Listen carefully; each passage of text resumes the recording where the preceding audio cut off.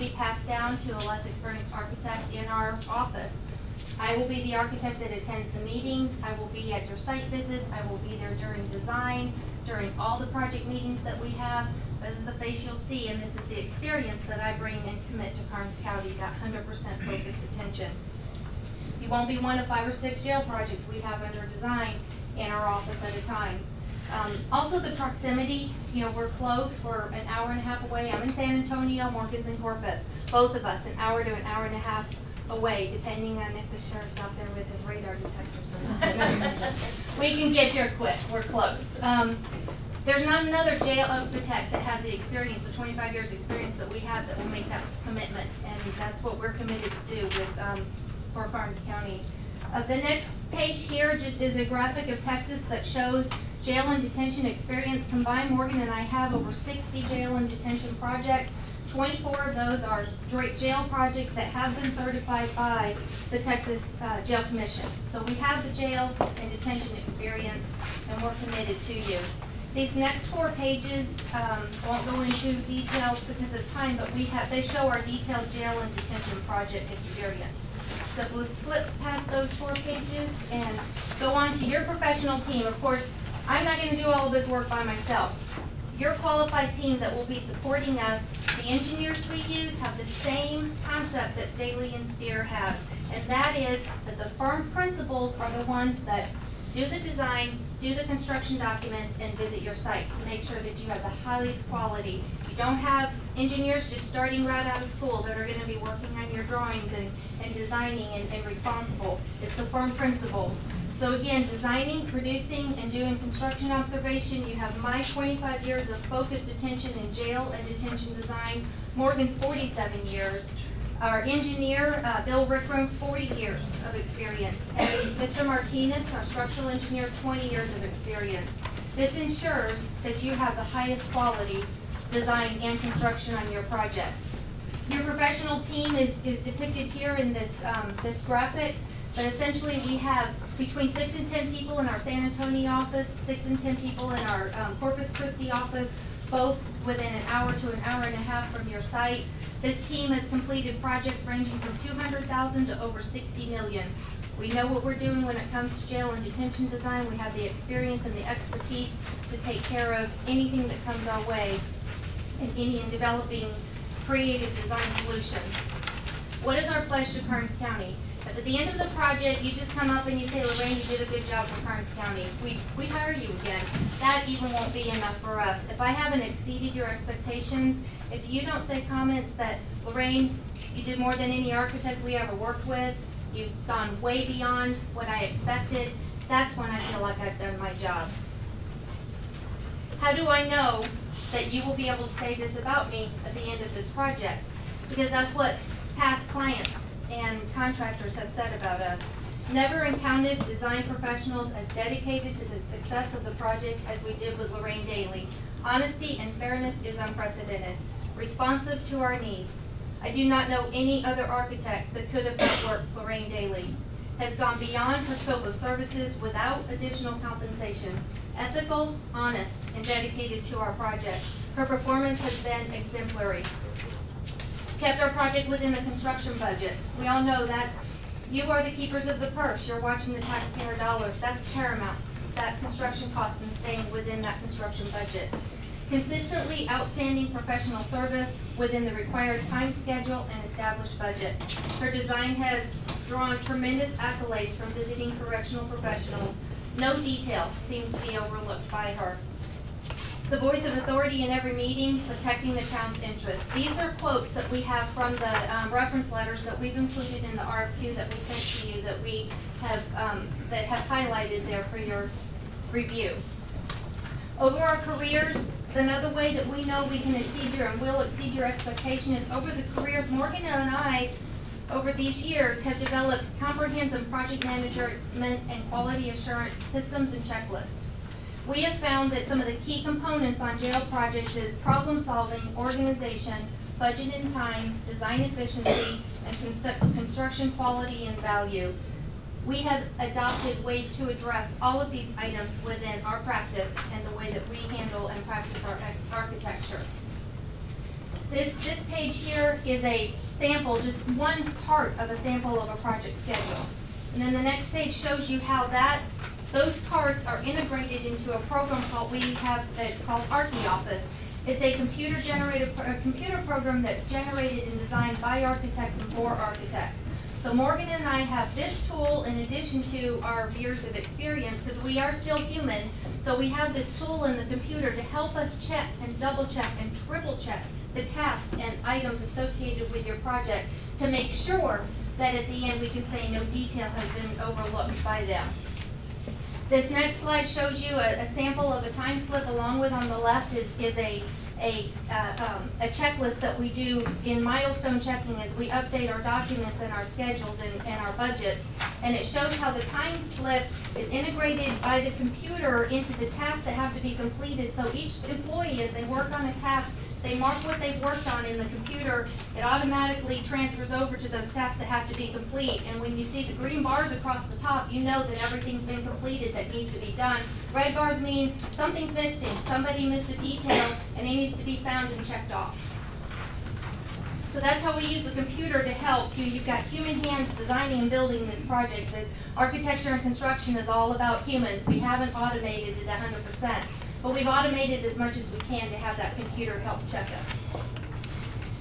So the other area that DSA outshines and exceeds expectations is in our building information modeling. When I got out of college, I used the paper and the pen. My first day at work, I erased. All day long, I used the eraser. Mr. Gondek said, client made changes, sit down and erase all of this. So that was a very challenging day at work for me, but it's different now. Now what we do is we use a mouse and we click the delete button. So much faster and so much better. Daly and Spear started using building information modeling 9 years ago when it first came out. So we have developed the expertise that we need in building information modeling. What does building information modeling do for you? Essentially, we design everything in 3 dimensions. Every wall, every door, every duct, every pipe chase, everything is drawn in 3D. Conflicts are found during design instead of out in the field. You don't get out in the field and say, you know what, the fire line doesn't fit with the electric line, doesn't fit with the HVAC line, architect, your ceiling's too high or too low. We find it during the design process, in the drawing process, because it's all drawn accurately in 3D. This results in savings for the owner. We found 5 to 10% cost savings because of this tool that we utilize. It helps the owner visualize and conceptualize. What are they actually going to see? Are we going to have good vision into that cell? You're telling me, Lorraine, I can see from the control room into that detox. Show me that I can see. Right here, we generate the renderings and the 3D walkthroughs that do show you that. And you don't have to get out in the field and say, Lorraine, this isn't what you promised me. You see it proven during the design process. This saves money also. If you have better performing buildings, there's a whole lot of things that this does for you, but just briefly, those are some of the highlights. If we switch to the slide that shows, there's another chart here that just kind of shows we use building information modeling from planning all the way through operations. We turn over this model to you and it can help you during your operations and maintenance in having the accurate, correct documents to schedule your AC repairs and your AC maintenance, etc. So we help you do facilities management using this BIM system also. There's something called a McLeamy curve, and essentially it's a fancy way of saying changes at the beginning don't cost money, changes during construction cost you a ton of money. Again, the BIM tool allows us to focus on the areas that we need to make sure our documents are accurate and correct. What we design can be built, it's accurate, and we don't make the costly changes that in the past have had to be made in the field during construction. Another tool with the BIM is, sorry guys, lights out. We have a powerful energy analysis tool. The next 3 slides, essentially what they do is when we design this all in 3D, we input what your energy costs are, we input the efficiencies on your mechanical, your electrical, your plumbing system, your light fixtures. It does an analysis, a computer-generated analysis of what does it cost you to operate and maintain this facility? What's your electric bill going to be projected to be next year, the year after, the year after? A powerful tool to be able to say, I can come and say, you know what, this light fixture may cost $1,000 more to install, but it's gonna save you $58,000 over the life of your facility.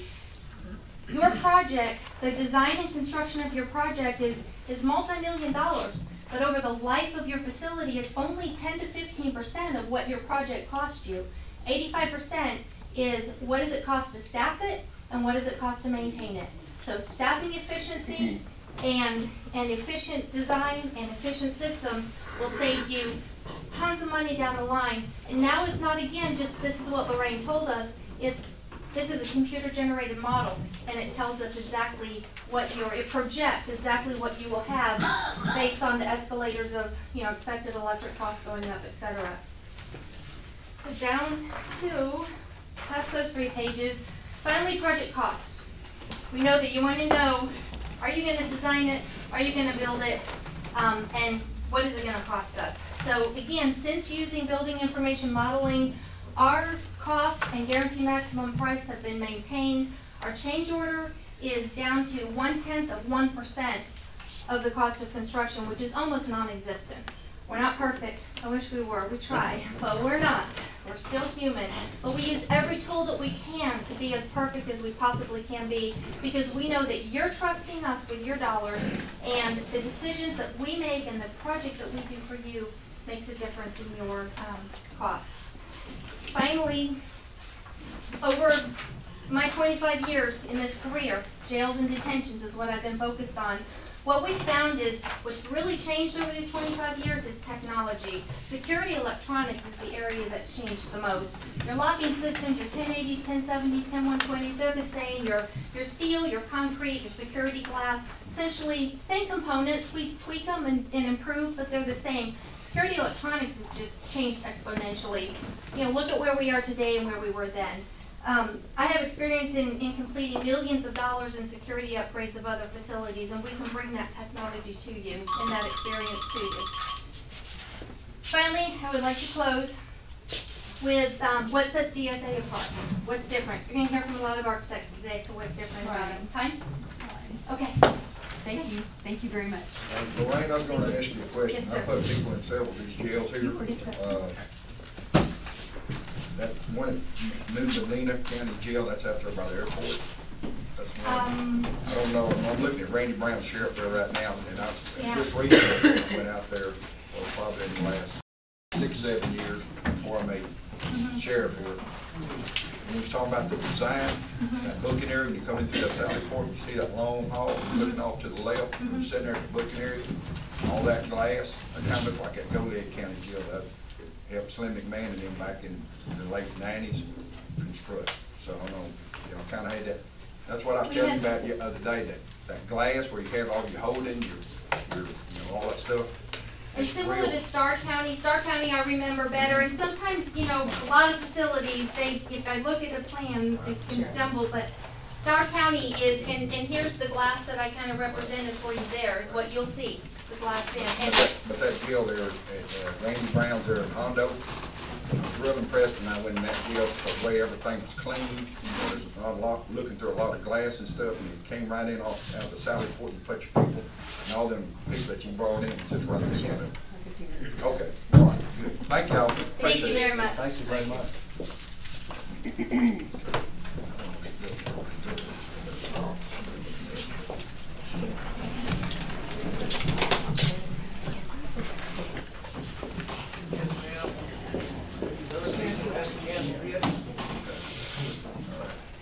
You two have to share, and we're sharing.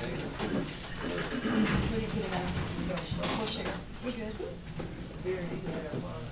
I don't need all that. Buy me a paper cut.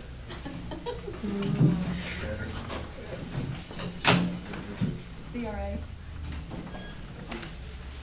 I think it's that. They got a couple of activities to do. Okay.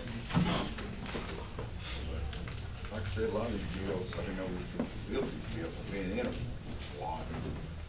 And, that's good. Good idea. This one, the Hondo.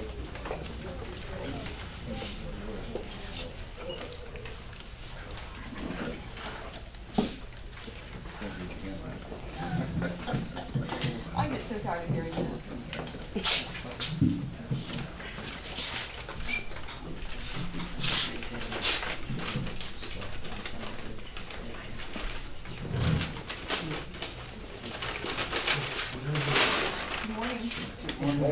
You wanna hand us this one first? You got enough?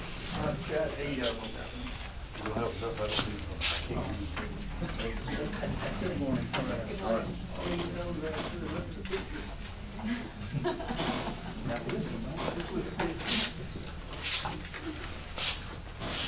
What day am I? We like them already. Good looking calendars. Is that microphone working? I think so. Bob? It's not, can you hear him? I can hear him. Okay. I heard everybody else. Working? I hear you. We're Fine. fine, as long as we hear you. Fine. Good. Oh, Good morning. My name is Bill Rutherford. I am here representing Clemens Rutherford and Associates. With me is Greg Kelly and John Adame. John is a civil engineer from San Antonio. We are a Florida firm. You probably look and say, why in the world do you come to Texas to do jails? We do jails all over the country. We are working on jails from Brazil to Idaho. It is what we do. We do jails range in size from 31 beds to 5,000 beds. And we looked at yours, and we're working in Texas now with a couple other counties, and we became interested and looked at it and decided we would just take a shot and see what you thought about our abilities. If you look at the second sheet there that you have, it names 4 people. Those teams give the roles of the main 4 people that would be involved in this project. You can see the experience in the years that we have. Tremendous amount of corrections experience all over the country. Small jails, large jails. The best thing that we bring to the table for you or any other county is the fact that every jail that you see in that brochure, every jail that I mentioned to you, we did. We do not have any branch offices. We chose 25 years ago to travel as a firm, and that's what we do. We travel. We don't build branch offices around. We found out that we keep our best team in our home office, and that's where we and how we operate the best. We do a tremendous amount of projects financed by several means. We do them through facility corporations.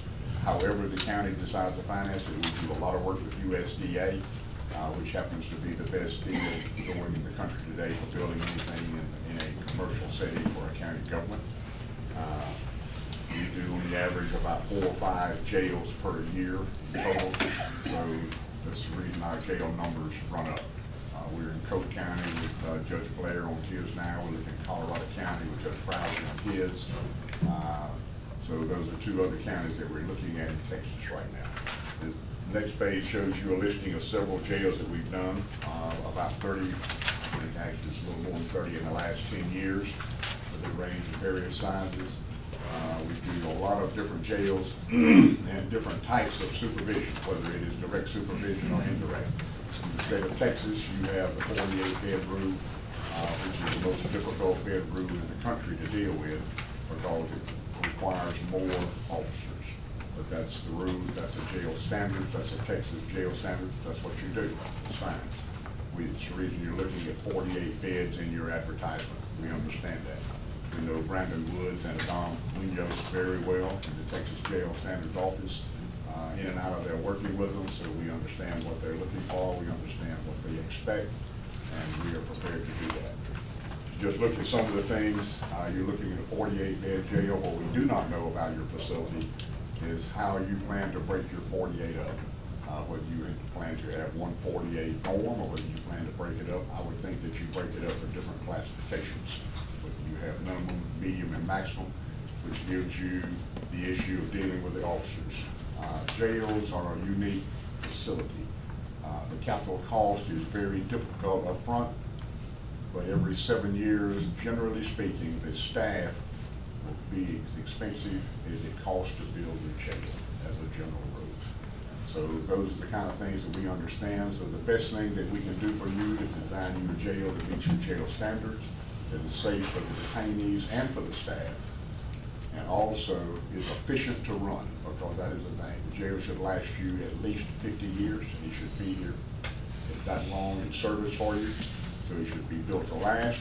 It should endure all of the abuse that it takes, so it's a 24/7 facility. It never sleeps. We would sit down with you, talk about how you plan to do your food service, how you plan to prepare the meals, the most efficient way to do that, what medical services do you want. We see that you want 48 beds to start with, you want the ability to expand to 160. That is not an issue, but it is very important up front for the first 48 that you build it so that the expansion to 160 does not cause you staffing issues, or staffing costs of the name of the game in corrections. That is what will make or break you in a corrections facility. We just do too much of it. You'll notice here just some pictures, not many ways other to show you what we do than just show you the pictures. I was going to talk to you a little bit about design approach. As Mr. Rutherford said, to begin with, we want to look at the long-term versus the short-term costs. We want you to have a facility that you can afford up front, but we want you to be mindful of operational costs. Every 7 years, you're repaying the total amount up front. We want to maximize the safety for the officers and the inmates. We want to design efficiently to minimize staffing requirements, reduce operating budget again. 5, 6, and 7 on this, if you generalize them together, we don't want you to have the Taj Mahal. We want you to live within your means. We understand. We want you to have what's best, no frills. There are ways, we'll talk to in a little while about doing that. We want to design a plan for the future, and there are things we can talk about getting you extended warranties on certain items. Generally, we look at 5-year warranties on correction facilities and not 1-year warranties. And we're able to do that because we know all of the jail manufacturers, all the equipment. 5-year warranties on issues for jails is not an uncommon thing. We want to come and sit down with you, do vision workshops. We want to get the departments involved that you deem are necessary, all the stakeholders together so we can sit down with them and put this together. We want a consensus effort, everybody involved. So when we're done, we've got a consensus building. We're good listeners. We want you to know that. We listen to what you say. We'll do what you ask us to do. The sheet that Go ahead. sheet that has the cost estimating on it, it says got the MC square at the top. We have a computer program that we have built on costing correctional facilities. We can take the facility apart piece by piece and price it. We will know what it's going to cost when we bring you schematic drawings you look at, when we bring you design development. It won't be guesswork and it won't be per square foot because that is useless. It won't work. We will give you estimates that will stand up.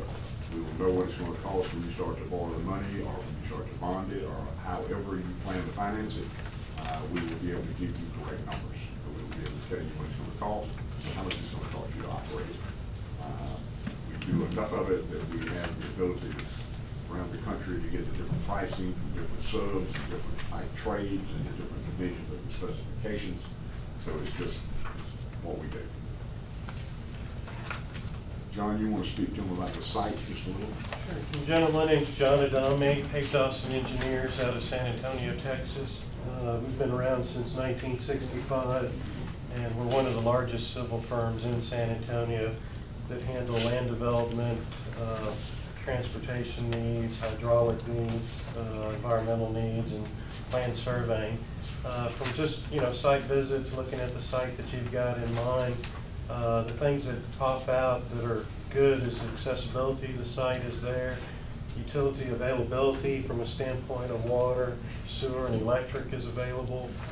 Wasn't able to see if there was any gas available to the site. And then topography, other than being, not in the hill country as San Antonio mainly is, you've got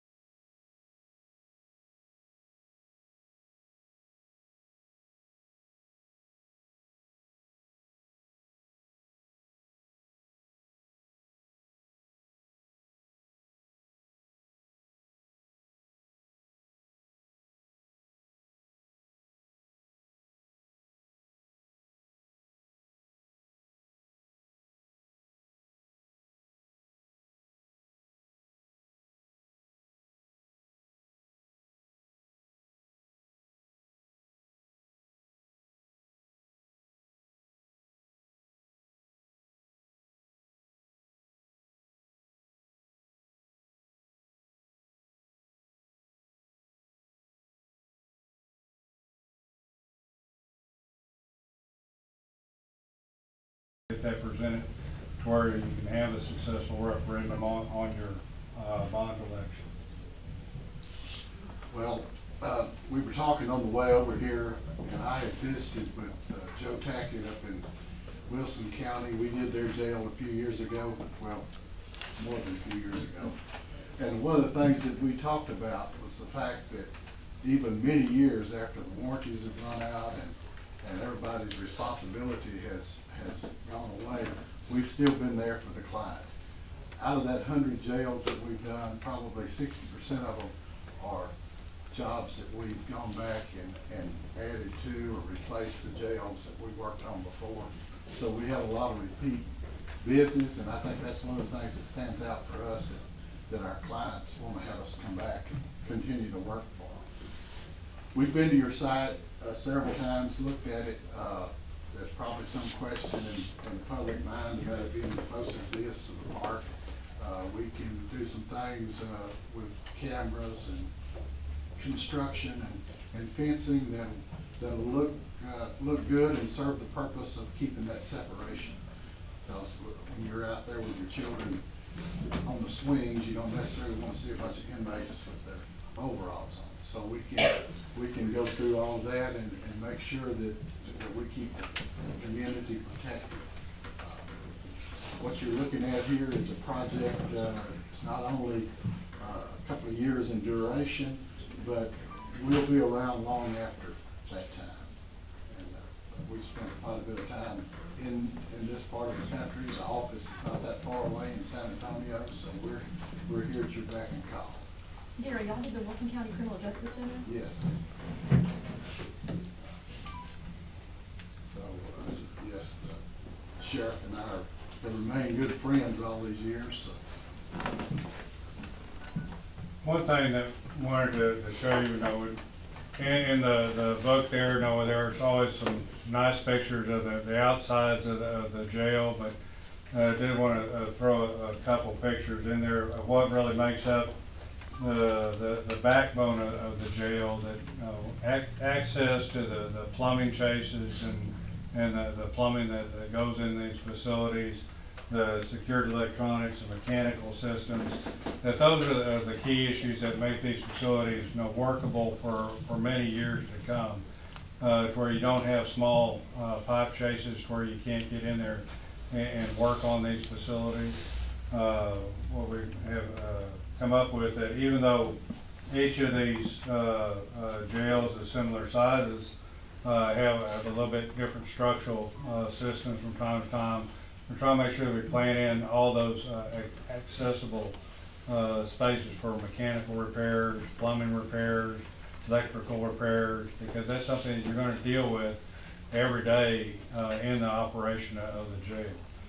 We understand that this facility is here and has to be dealt with. We also look at that you don't always have the ability to have sophisticated or highly trained technicians being able to work on this equipment. We try to make it where everybody that your local plumbers or electricians can work on most of this equipment. It can replace the products, all of it being outside the cell units. We have also tried as much as possible to make the buildings fit where we put them at. As we said, in Houston County, it was next to the park. They didn't want it to look like a jail. Most of the people say, well, it looks like a school building, not a jail building. But that's what they wanted to have there, is something that wasn't as dominating over their park here. As Gary mentioned, we are officed in San Antonio. As y'all know, that's a little over an hour from here. We do a lot of work in South Texas and are very much available to be able to be on site, and especially during the planning and construction of the project. We do go all over the state, but I'd obviously much rather drive an hour down the road rather than 4 or 5 hours out to Mitchell County or some other county. Just talking to the judge from B-Rat County as we're walking in here. I was telling him where I was at, and he said, well, you're are right there at home, aren't you? And I said, well, yes, sir, and I appreciate that, to be able to be this close to San Antonio. Wayne mentioned Erath County. Last Wednesday, we passed the jail commission's occupancy check. We just added 80 beds to their jail, and they're a repeat client. One of the things that I see here that's happening in a lot of places is trying to anticipate your growth of this jail. How big do you build?